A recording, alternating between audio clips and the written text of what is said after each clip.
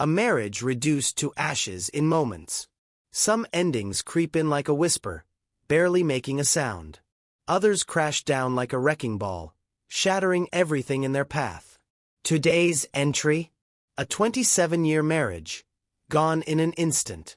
We were together for over 3 decades. The day it all came undone? Just 3 days ago. I'm 49. So is my wife. Well, soon-to-be ex-wife.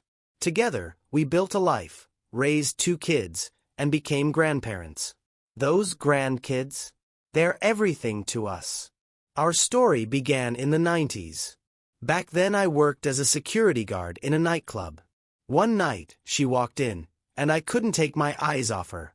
A couple of months later, we moved in together. 2 years after that, we made it official. Life was good. We worked, raised a family, and made memories. But time changes things. My once active job turned into a desk job, and with that, the weight piled on. Extra pounds brought extra problems.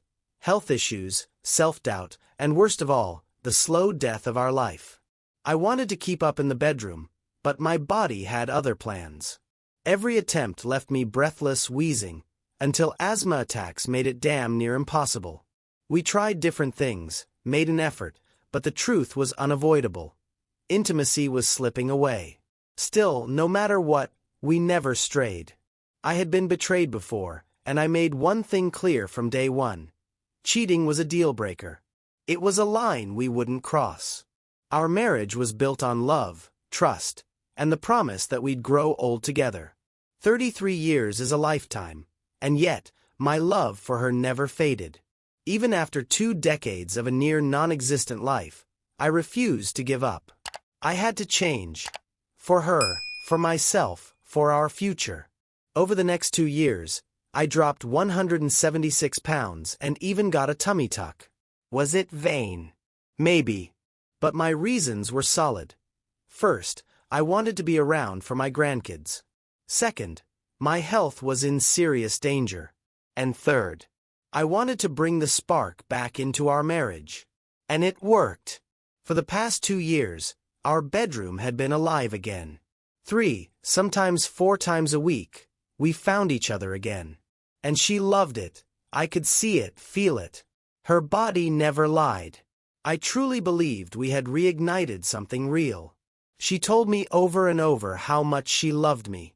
And I believed every word. Not once did I cheat. And I never doubted her, either. Until everything unraveled. 3 days ago, she left town for a quick getaway with her 2 sisters. I didn't think twice about it. I trusted her. We had always been open, location sharing, unlocked phones, no secrets. It wasn't about control, just safety. That's how we worked. Funny thing though, after I lost the weight, other women started noticing me. They'd flirt, try their luck, but I brushed it off. Sure, it was flattering, but meaningless. I was committed. My wife, on the other hand, struggled with insecurity. She had gained some weight and worried about how I saw her now. I reassured her every chance I got. Every single day, I made sure she knew I loved her exactly as she was. Our marriage had never felt stronger.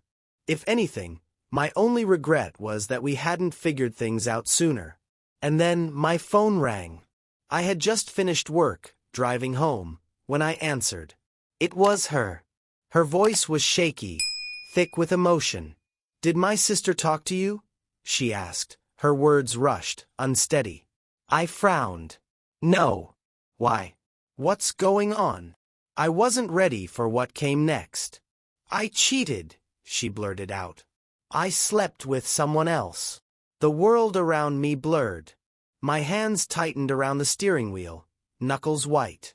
My heartbeat pounded in my ears, drowning everything else out. She kept talking, voice breaking between sobs, but I could barely process any of it. She said she and her sisters had been drinking when a married couple joined them. Drinks kept coming, and by 2 a.m., her sisters called it a night, heading back to their room. She stayed behind. The bar closed, but the couple wasn't done partying. They invited her back to their room. They flattered her, told her she was beautiful, said her husband was lucky. Then, the man started touching her. His wife encouraged it. They promised no one would ever know. They told her to let go. And she did. She claimed it didn't feel like her, like she was outside herself, watching it happen. But none of that mattered. Because at the end of the night, she made a choice. She had a relationship with this man.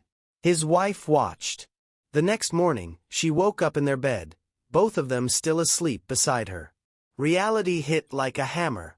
She ran, straight into her sister. The guilt must have crushed her because she confessed everything on the spot. Her sister gave her no way out. Either she told me, or her sister would. So here she was now, on the phone, sobbing, begging for forgiveness. She kept saying how sorry she was, how much she loved me, how she hated herself for what she had done. I sat there, numb, before finally speaking the only truth left. You didn't make a mistake. You made a decision. Then, I hung up and turned off my phone. My mind is a storm, a relentless whirlwind of thoughts colliding, tumbling, refusing to settle. There's too much to process, too many emotions tangled into knots I can't undo. A few things need clearing up. Our bedroom wasn't completely lifeless before, but compared to the last 2 years, it may as well have been. And my old job. I wasn't just working any job. I was in the military. A training accident took me out of the field, pushed me behind a desk, and eventually, a medical discharge ended my career for good. After that, my wife and I poured everything we had into building a small business together. Something of our own.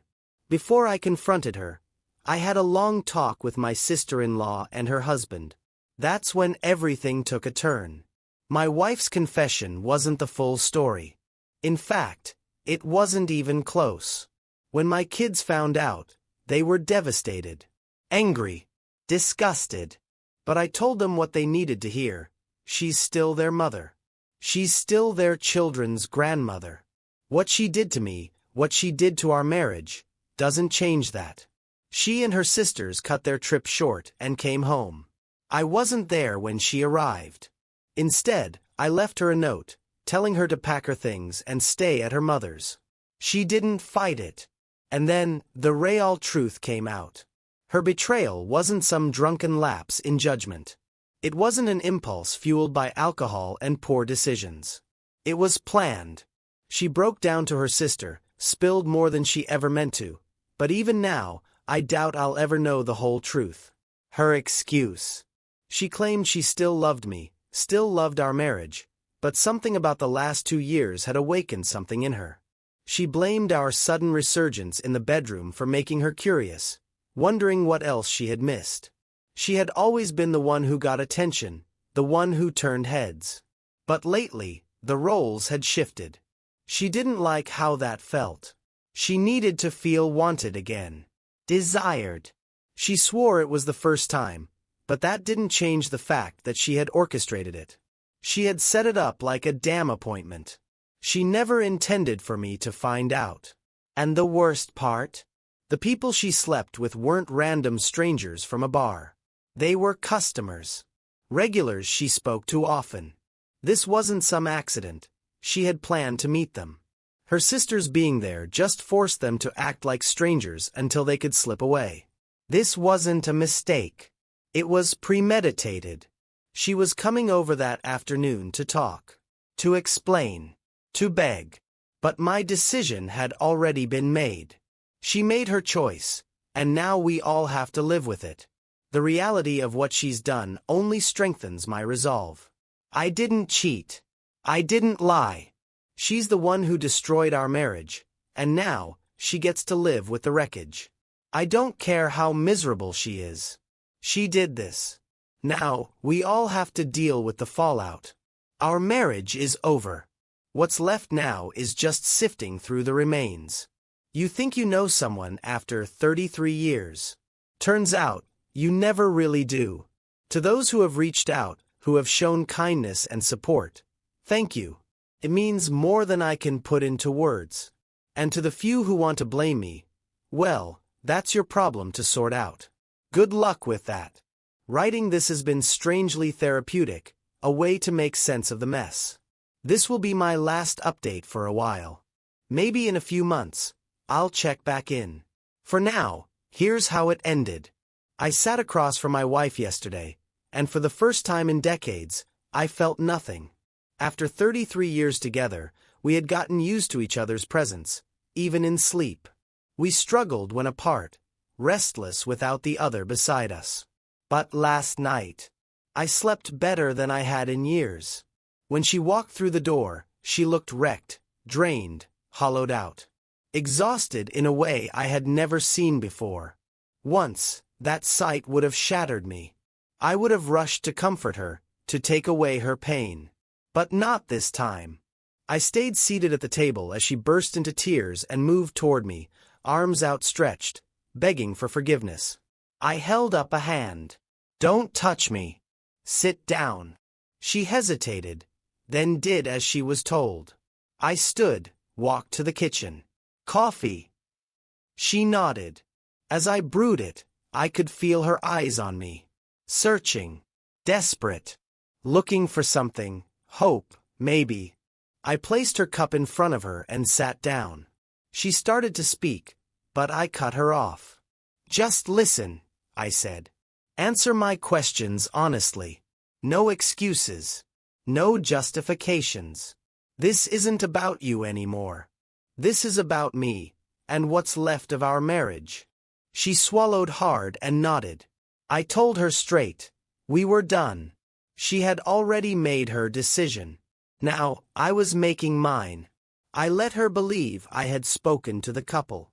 The moment I said it, her expression changed. I saw the panic, the uncertainty.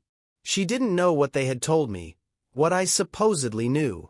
For the first time since this nightmare started, I had the upper hand. "How many times?" I asked. She hesitated. "Once, physically.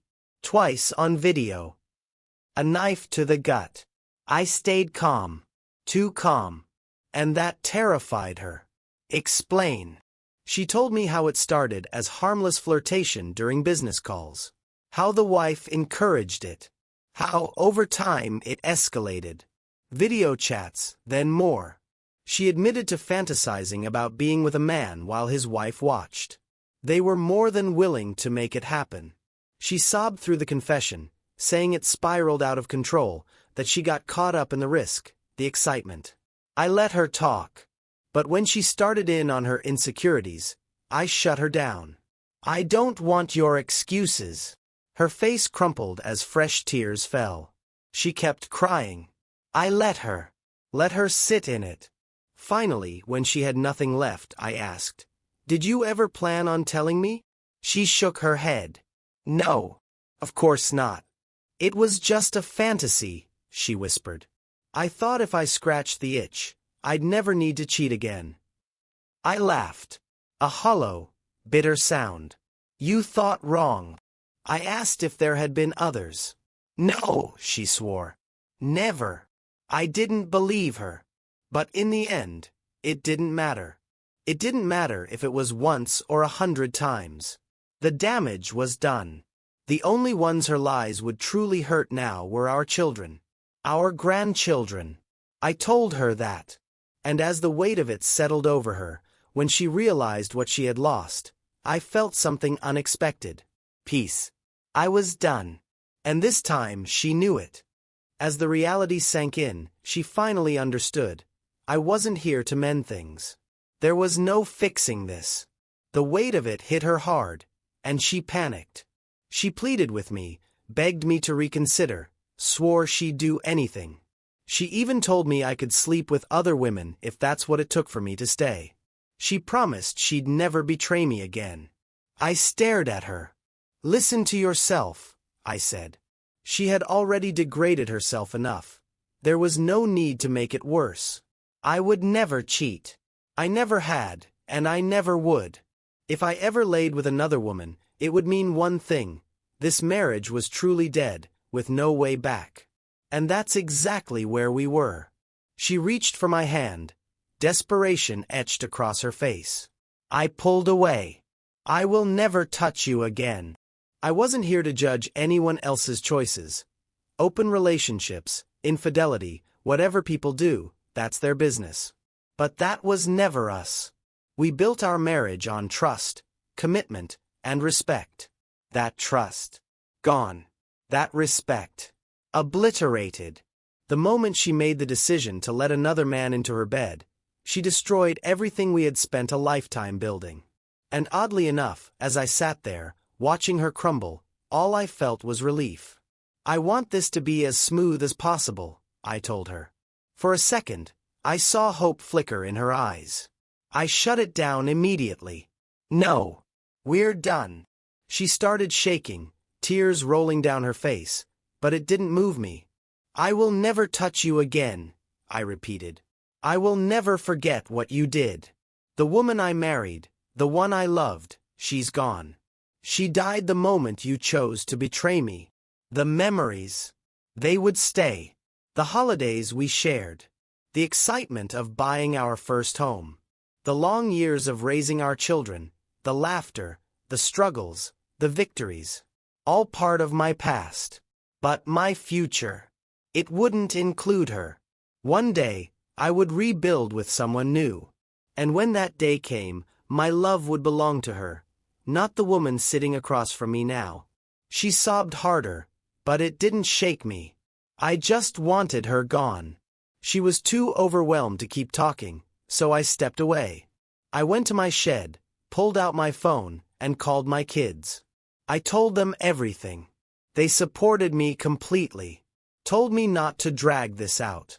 End it and move on. When I walked back inside, she started all over again. The apologies, the empty promises, the desperate pleas. I held up a hand. We're selling the house and the business.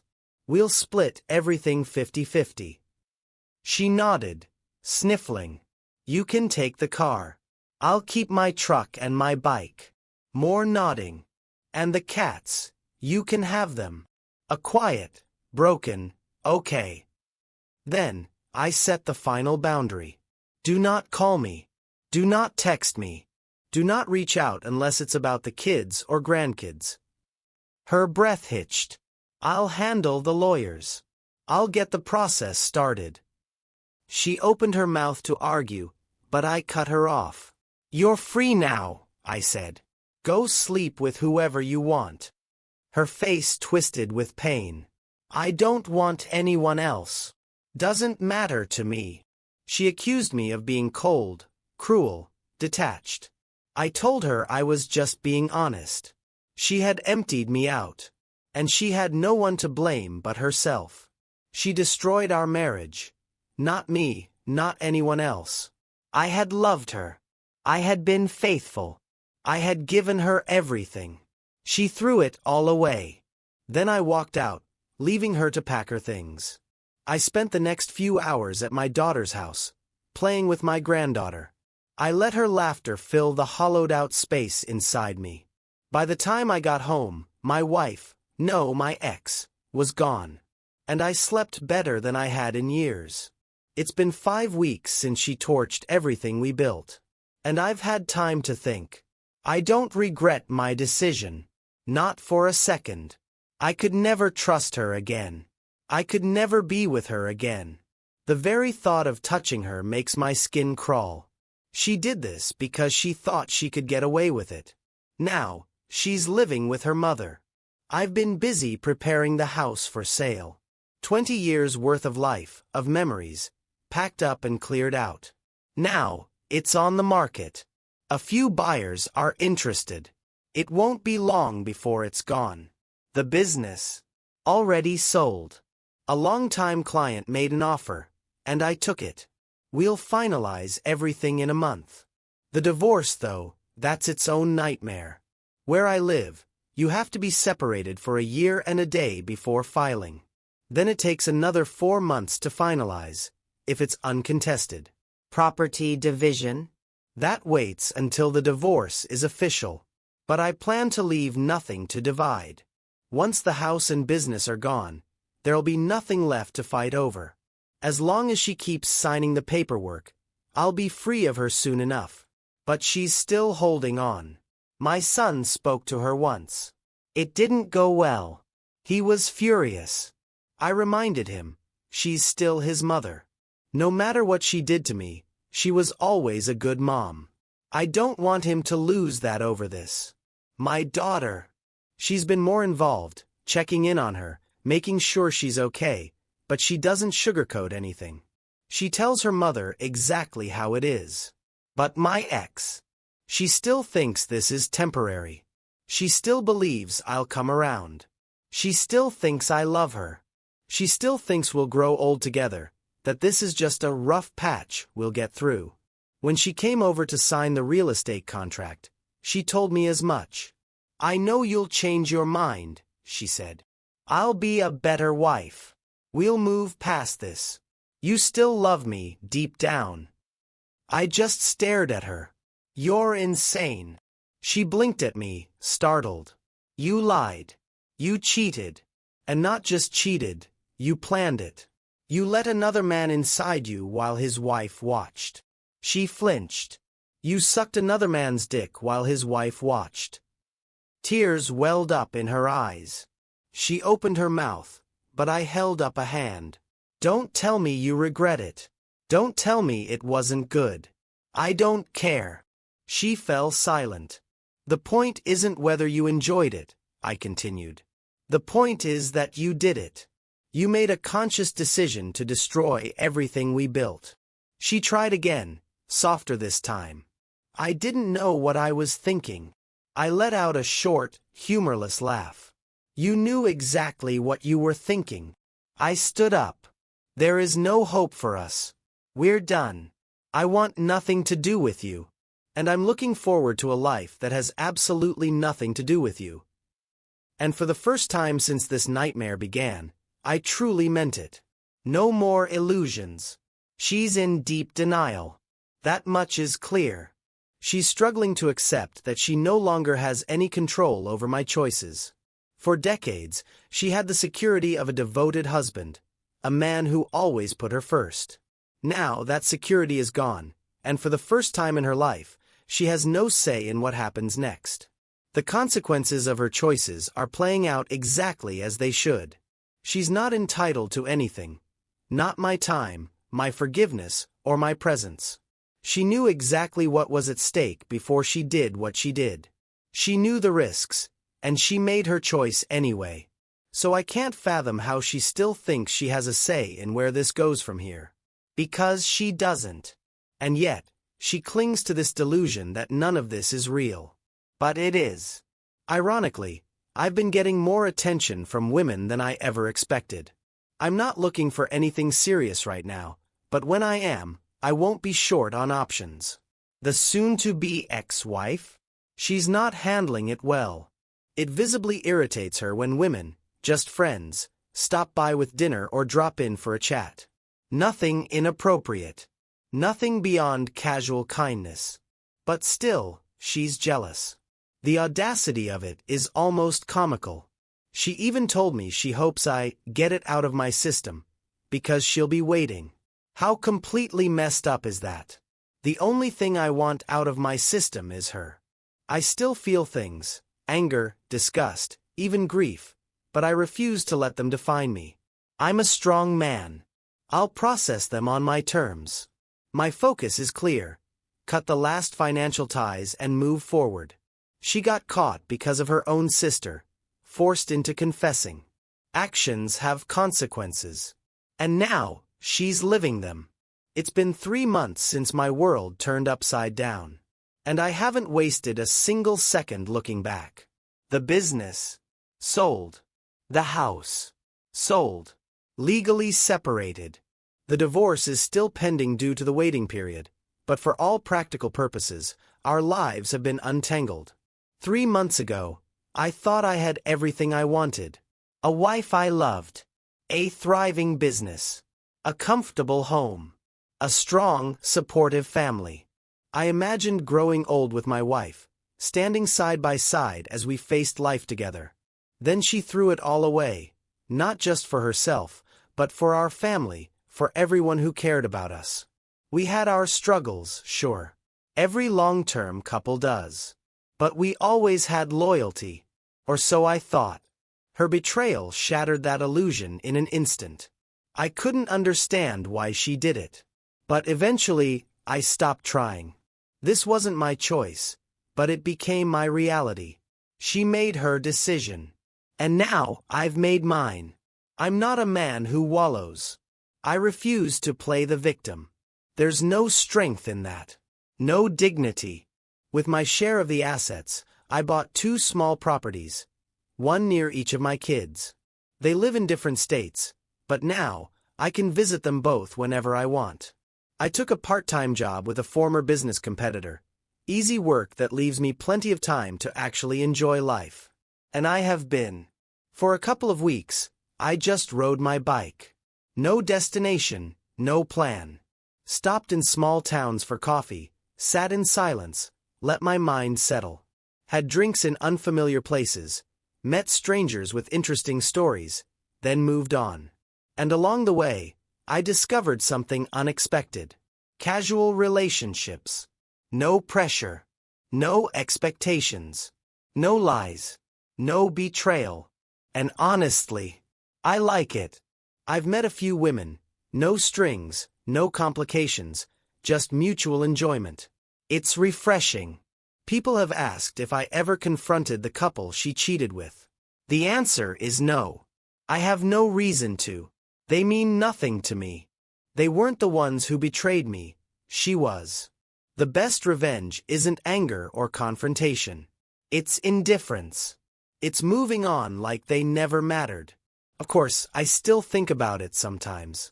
How could I not? But I refuse to let it consume me. Life goes on. As for her, she's still trapped in her fantasy. She still believes I'll come around. She's convinced I still love her. That I'll forgive her. That one day, we'll pick up where we left off. She's delusional. When she came over to sign the real estate contract, she looked me straight in the eye and said, "You'll change your mind. I'll be a better wife. We'll move past this. You still love me." I just stared at her. "You're insane." She blinked, stunned. "You lied. You cheated. And not just cheated, you planned it. You let another man inside you while his wife watched." She flinched. "You put another man's dick in your mouth while his wife watched." Her face crumpled. She opened her mouth, but I held up a hand. "I don't care if you regret it. I don't care if it wasn't good. The only thing that matters is that you did it." She tried to say she didn't know what she was thinking. I laughed. A short, bitter sound. "You knew exactly what you were thinking." I stood up. "There is no future for us. You lost me. I've moved on. And I'm looking forward to a life that has nothing to do with you." And for the first time since this nightmare began, I felt free. 7 months later. So, what's happened since then? Well, I got engaged. 5 months ago, I proposed to Deb. My entire family is happy for us. Supportive. Excited. We're getting married later this year. Then, about a week after we announced our engagement, my daughter came over. I could see it in her face before she even spoke. She was upset. We sat down, and she hesitated before saying it. "My mother overdosed on sleeping pills 2 nights ago. She's gone." Deb and I just sat there, stunned. My daughter had always kept in touch with her. She never took her side, but she never abandoned her either. She told me that during their last conversation, her mother had admitted she lost everything she loved because of her own actions. That she didn't know how to keep going. My daughter had tried to comfort her. Now it was too late. My first instinct was to be there for my kids. But internally, I was struggling to process my own emotions. What she did to me was unforgivable. I moved on, built a new life without her. But she spiraled. She never recovered. And now she's gone. The strangest part? I felt relief. And guilt. And sadness, not just for my kids and grandkids, but for her too. We attended the funeral. Her family treated me with nothing but kindness. Even toward Deb. It's been a few months now. And life keeps moving forward.